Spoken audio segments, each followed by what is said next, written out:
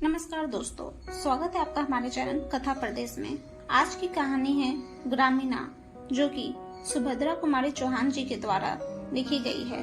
तो चलिए शुरू करते हैं आज की कहानी। पंडित रामधन तिवारी को परमात्मा ने बहुत धन संपत्ति दी थी, किंतु संतान के बिना उनका घर सूना था। धन धान्य से भरा पूरा घर उन्हें जंगल की तरह जान पड़ता। संतान के लालसा में उन्होंने न जाने कितने जप तप एवं विधान करवाए और अंत में उनकी धंधी उम्र में पुत्र तो नहीं किंतु एक पुत्री का जन्म अवश्य हुआ। तिवारी जी ने खूब खुले हाथ से खर्चा किया। सारे गांव को प्रतिभोज दिया गया। महीनों घर में ढोलक थनकती रही।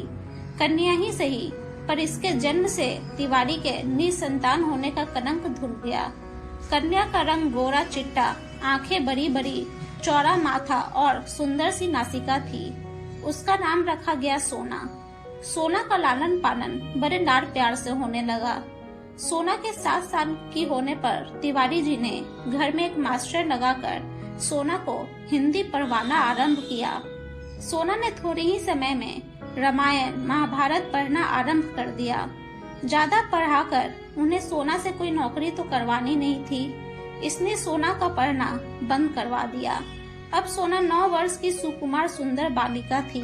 उसकी सुंदरता और सुकुमारता को देखकर गांव के लोग कहते, तिवारी जी, आपकी बेटी देहात के लायक नहीं है, इसका विवाह तो कहीं शहर में ही करना। सुनते हैं शहर में बड़ा आराम होता है। तिवारी जी की बहन जानकी का विवाह तो गांव में ही हुआ था, किंतु इधर कुछ समय से वह शहर में जाकर रहने लगी थी। जब कभी वह शहर से चौड़े किनारे की साड़ी, आधी बाह का लेस लगा जैकेट, पैरों में काले काले स्लीपर पहन कर आती, तो सारे गांव की स्त्रियां दौड़ दौड़ कर उसे देखने आती। जानकी के पति नारायण ने मील में नौकरी कर ली थी। उसे 20 रुपए माहवर मिलते थे। अब वह देहाती न था, 16 आने का शहरी बाबू बन गया था। जब कभी गांव में जाता, कान में इत्र का फाहा जरूर रखता। गांव वालों को अपने जीवन से शहर का जीवन ही सुखमय और शांतिदायक मालूम होता। इन सब बातों को देखकर और सोना की सुकुमारता को देखते हुए सोना की माँ नंदो ने निश्चय कर लिया था कि मैं अपनी सोना का विवाह शहर में ही करूंगी। किंतु सोना को कुछ ज्ञान नहीं था। वह तो अपने देहाती जीवन में ही मस्त थी। वह दिन भर स्वच्छंद फिरा करती। कभी कभी वह समय पर खाना खाने आ जाती और कभी कभी खेत में खाना भी भूल जाती। सुंदर चीजें इकट्ठी करने और उन्हें देखने का उसे व्यसन सा था। गांव में उसे अपने जोर की कोई लड़की न मिलती, इसलिए किसी लड़की से उसका अधिक मेलजोल न था। नंदो को सोना की स्वच्छंद प्रियता पसंद न थी, किंतु वह सोना को दबा भी न सकती थी। जब कभी वह सोना को इसके लिए कुछ कहती, तो तिवारी जी उसे आरो हाथ ले लेते। कहते, लड़की है, पराए घर तो उसे जाना ही पड़ेगा, क्यों उसके पीछे पड़ी रहती हो?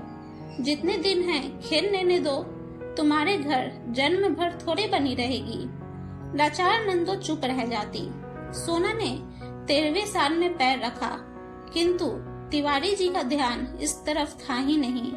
एक दिन नंदो ने उन्हें छेड़ा, सोना के विवाह की भी कुछ फिक्र है? तिवारी जी चौक से उठे, बोले, सोना का विवाह? अभी वह है क्या साल की? किंतु यह कितने दिन चल सकता था? लड़की का विवाह तो करना ही पड़ता है। इधर सोना अभी भी निरी बालिका ही थी। वह राजा रानी का खेल खेलती। अब उसके अंग प्रत्यंग में धीरे धीरे यौवन का प्रवेश हो रहा था, किंतु सोना को इसका ज्ञान नहीं था। सोना का विवाह तय हो गया। वर की आयु 22 साल की थी।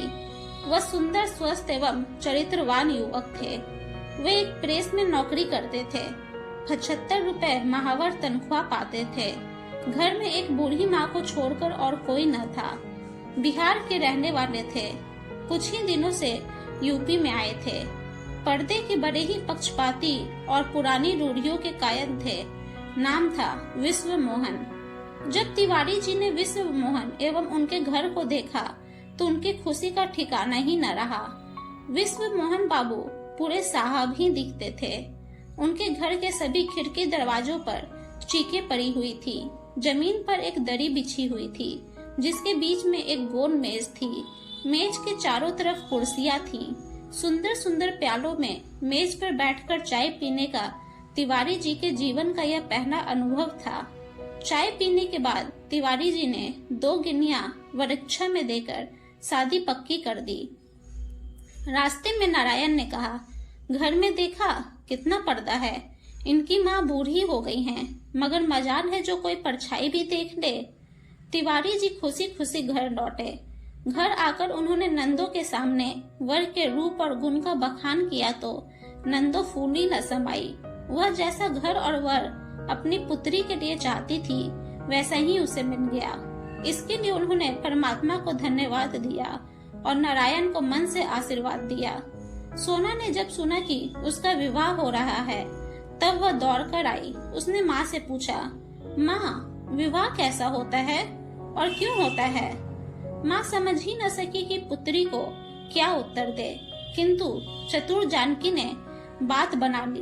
वह बोली, विवाह हो जाने पर अच्छे अच्छे गहने कपड़े मिलते हैं, इसलिए विवाह होता है। सास के घर जाना पड़ता है। सो तो मैं पहले से ही जानती थी बुआ जी कि विवाह होने पर सास के घर जाना पड़ता है। मैं कह देती हूँ कि मैं कहीं नहीं जाऊंगी, विवाह चाहे करो या ना करो। कहती हुई सोना खेलने चली गई। नंदू बोली, जानकी दीदी, तुम लोगों की कृपा से मेरी सोना सुखी रहे। जैसे उसका नाम सोना है वैसे ही उसके जीवन में सोना बरसता रहे। सोना का विवाह हो गया। रामधन तिवारी की लड़की का विवाह गांव के अन्य विवाहों से अलग था। उसमें सभी सामान शहर के लोगों के अनुरूप था। विदा के समय बेटी के रुदन को देखकर माता पिता विहल हो उठे। विदा के बाद पुत्री के विछोह के साथ साथ तिवारी जी को आत्मसंतोष भी था कि उनकी पुत्री अच्छे घर में ब्याही गई है, सुख से रहेगी। 16 ससुराल पहुंची। रास्ते भर तो जैसे तैसे आई, किंतु यहाँ आकर एक कोठरी में बंद कर दी गई और बाहर की साफ हवा दुर्लभ हो गई तो उसे ससुराल का जीवन बड़ा कष्टकर मालूम हुआ। 4-6 दिन में ही वह मुरझा गई। एक दिन विश्व मोहन ऑफिस चले गए थे। सास सो रही थी। सोना आंगन के दरवाजे तक चली आई। चिक को हटाकर जरा बाहर झांका। यहाँ देहात की सुंदरता तो न थी, किंतु साफ हवा तो थी ही। उसी समय एक बुढ़िया वहाँ से निकली। सोना को उसने चिक के पास देख लिया। उसने आकर उसकी सायस से शिकायत की, विष्णु की अम्मा, तुम्हारी बहू के लक्षण अच्छे नहीं हैं। सोना को समझ ही न आया कि उसे किस काम के लिए डांट पड़ रही है। चिक के पास जाकर उसने कौन सा अपराध कर दिया। इसी बीच सोना को लेने तिवारी जी आ गए। उसने मन ही मन निश्चय किया कि वह वापस नहीं आएगी, लेकिन शहर वाले बहू को मैके में ज्यादा दिन नहीं रहने देते। विश्व मोहन 15 दिन बाद ही सोना को लेने आ गए। वे जब आ रहे थे तो उन्हें सोना रास्ते में ही पेड़ पर चढ़ी मिली। उसके साथ और भी बहुत से लड़के लड़कियां थे। सोना का सिर खुला था। सोना को विश्व मोहन ने देखा, किंतु वह उन्हें न देख पाई। पत्नी के रंग ढंग उन्हें न सुहाए और उन्होंने निश्चय किया कि अब वे पत्नी को यहाँ नहीं भेजेंगे। सोना फिर ससुराल आई। सास ने गृहस्थी का सारा भार सोना पर डालकर गृहस्थी से छुट्टी ले ली। सोना ने कभी घर का काम न किया था, अतः उसे बहुत कठिनाई हुई। धीरे धीरे उसे काम का अभ्यास हो गया। घर में रात दिन बंद रहने की आदत न थी। बाहर जाने के लिए उसका मन व्याकुल रहता। बाहर चना जोर गरम या अन्य आवाज सुनकर वह व्याकुल हो जाती। अपना यह जीवन उसे कैद खाने के समान लगता। सोना बहुत दिनों तक अपने आप को रोक न सकी। वह पति एवं सास की आंख बचाकर गृह कार्य के पश्चात कभी खिड़की कभी दरवाजे के पास खड़ी होकर या जैसा मौका मिलता जाकर खड़ी हो जाती। बाहर का दृश्य, हरे भरे पेड़ पत्तियां देखकर उसे कुछ शांति मिलती। मोहल्लों वालों से यह बात सहन न हुई। कनकी आई हुई बड़े घर की बहू सदा खिड़की दरवाजों से लगी रहे। पुरानी विचार वाले पर्दे के पक्षपातियों को सोना की हर बात में बुराई नजर आने लगी। इसी बीच किसी काम से सोना की सास को कुछ दिन के लिए गांव जाना पड़ा। अब पति के ऑफिस जाने के बाद वह स्वच्छंद हिरणी की तरह फिरा करती। कोई रोक टोक करने वाला तो था नहीं। कभी कभी वह चिक से बाहर भी चली जाया करती। आसपास की कई औरतों से उसकी जान पहचान भी हो गई। वे लोग सोना के घर आने जाने लगी। वह लोग जो सोना से घुन बिन कर घंटों बातें किया करते थे, बाहर जाकर उसके विषय में न जाने क्या क्या कहते। धीरे धीरे इन बातों की चर्चा विश्व मोहन के कानों में भी जा पहुंची। उन्होंने गांव से अपनी मां को बुला भेजा। साथ ही सोना को भी समझा दिया कि वह संभल कर रहे। सास के आने पर सोना पर फिर पहरा बैठ गया। सोना का मन जरा सा मौका पाते ही साफ हवा के लिए मचल उठता और वह अपने को रोक न पाती। सख्त पर्दे में रह पाना उसके लिए कठिन हो गया। एक दिन विश्व मोहन को शहर से बाहर किसी काम से जाना पड़ा। सास खाना खाने के बाद लेट गई। सोना ने गृहस्थी का काम समाप्त करने के बाद कपड़े बदले और एक पुस्तक पढ़ने बैठ गई। पुस्तक कई बार पढ़ी हुई थी, इसलिए उसका मन उस पुस्तक में नहीं लग रहा था। उसी समय ठेले वाले ने आवाज दी, हर बार मिलेगा 2 पैसा। किताब फेंककर सोना दरवाजे की तरफ दौड़ी। ठेले वाला दूर निकल गया था। निराश होकर वापस लौटने ही वाले थी कि पड़ोस में रहने वाला बनिए का लड़का फैजू दौड़ता हुआ आया और बोला, भौजी सुई धागा हो तो जरा मेरे कुर्ते का बटन टाक दो, मैं कुश्ती देखने जाता हूँ। सोना ने पूछा, कुश्ती देखने जाते हो कि लड़ने? फैजू ने मुस्कुरा कर कहा, दोनों काम करने भौजी। पहले बटन तो टाक दो, नहीं तो देर हो जाएगी। सोना सुई धागा लाकर बटन टाकने लगी। फैजू वहीं फर्श पर सोना से जरा दूर हटकर बैठ गया। गाड़ी 3 घंटे लेट थी। विश्व मोहन ने सोचा, यहाँ बैठे बैठे क्या करेंगे, चले तब तक घर में बैठकर आराम करेंगे। सामान स्टेशन पर ही छोड़कर स्टेशन मास्टर की साइकिल लेकर विश्व मोहन घर पहुँचे। बैठक में फैजू को बैठा देखकर उनके तन बदन में आग लग गई। अपने गुस्से को पीकर चुपचाप अंदर आए, माता के पास आकर बैठ गए। सोना ज्यों त्यों किसी प्रकार बटन टाक कर कुर्ता फैजू को देकर अंदर आई। उसने स्वप्न में भी न सोचा था कि जरा सी बात यहाँ तक बढ़ जाएगी। पति का चेहरा देखकर वह सहम गई। उसने डरते डरते पति से पूछा, कैसे लौट आए? विश्व मोहन ने रुखाई से उत्तर दिया, गाड़ी लेट है। सोना ने फिर पूछा, अब कब जाओगे? विश्व मोहन ने तीव्र दृष्टि पत्नी पर डाली और कठोर स्वर में बोले, गाड़ी 3 घंटे बाद आएगी, तब चला जाऊंगा। सोना के आग्रह करने पर विश्व मोहन अपने कमरे में गए। कुर्सी पर बैठकर एक पुस्तक के पन्ने पलटने लगे। पढ़ने के नाम पर कदाचित वे एक अक्षर भी नहीं पढ़ पाए। अपनी अंतर्वेदना को चुपचाप लहू के घूंट की तरह पी रहे थे। सोना का आचरण उन्हें पीड़ा पहुंचा रहा था। पति की आंतरिक वेदना उससे छिपी नहीं थी। उसने अपना सिर विश्व मोहन के पैरों पर रख दिया। बोली, इस बार मुझे माफ कर दो। अब तुम जो कहोगे मैं वही करूंगी। मुझसे नाराज न हो। विश्व मोहन के पैरों पर जैसे किसी ने जलती हुई आग धर दी हो। तिरस्कार के स्वर में वे बोले, यह बात आज क्या तुम पहली बार कह रही हो? यह मौखिक प्रतिज्ञा है, हार्दिक नहीं। अब तुम्हारी इस आचरण के कारण मैं शहर में सिर उठाने के काबिल नहीं रहा। जो जी में आता है करती हो। भला यह सोहदा तुम्हारे पास बटन टकवाने क्यों आया? तुम इनकार ना कर सकती थी। सोना ने भय कातर दृष्टि से पति की ओर देखते हुए कहा, जरा सा तो काम था, पड़ोसी धर्म के नाते मैंने सोचा कि कर देना चाहिए। इसी प्रकार जरा जरा सी बातों से बड़ी बड़ी बातें हो जाया करती हैं। निभाया करो पड़ोसी धर्म, मगर मेरी इज्जत का ख्याल मत करना। कहते हुए विश्व मोहन बाहर चले गए।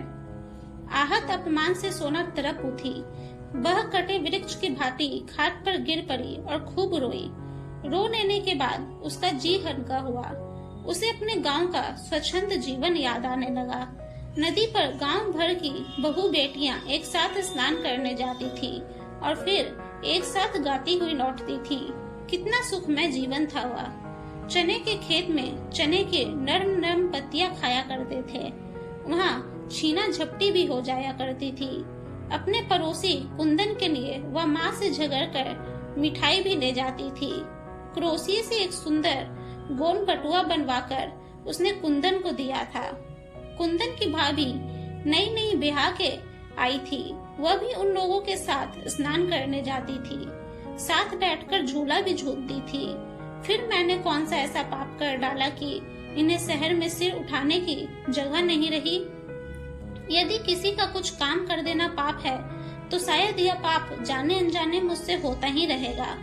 मेरे कारण उन्हें पग पग पर लांछित होना पड़े तो मेरे इस जीवन का मूल्य ही क्या है। ऐसे जीवन से तो मर जाना ही अच्छा है।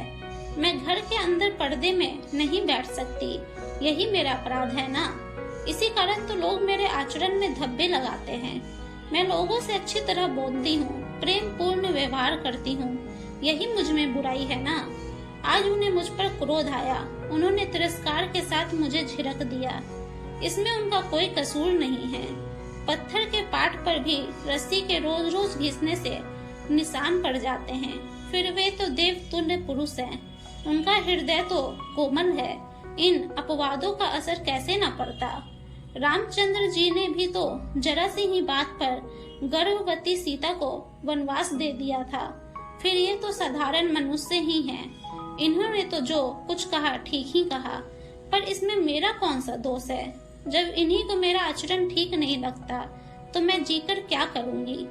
इसी प्रकार के अनेक संकल्प विकल्प सोना के मन में आए और चले गए।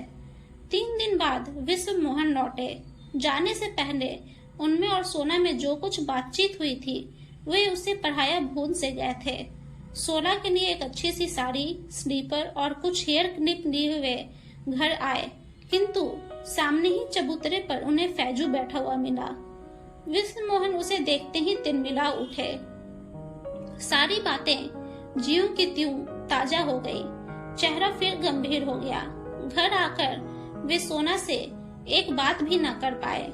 माँ से 1-2 बातें कर बिना भोजन किए ही ऑफिस चले गए।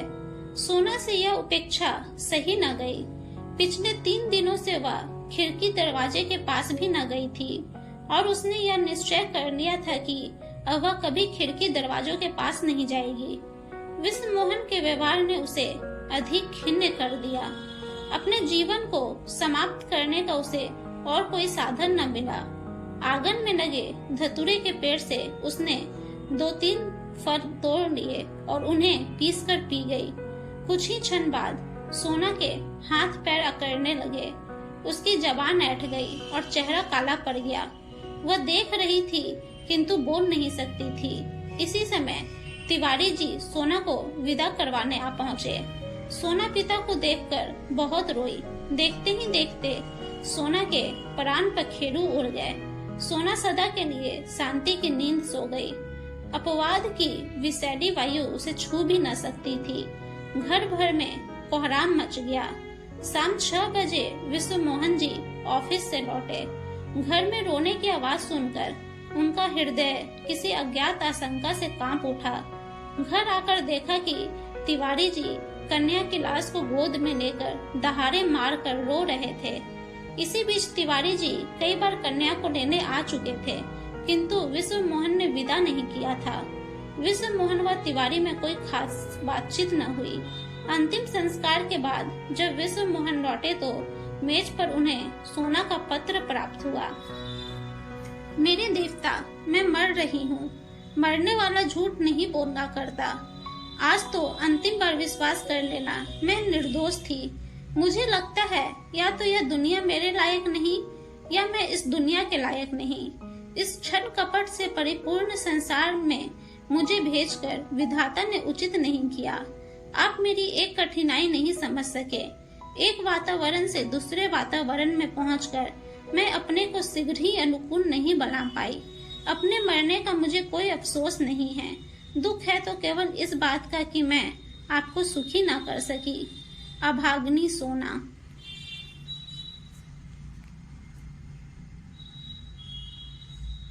उम्मीद है दोस्तों आप सबको यह कहानी पसंद आई होगी। अगर आप सबको यह कहानी पसंद आई है तो प्लीज हमारे चैनल को सब्सक्राइब और हमारे वीडियो को लाइक और शेयर जरूर करें। आप सबका हमारी कहानी को सुनने के लिए धन्यवाद।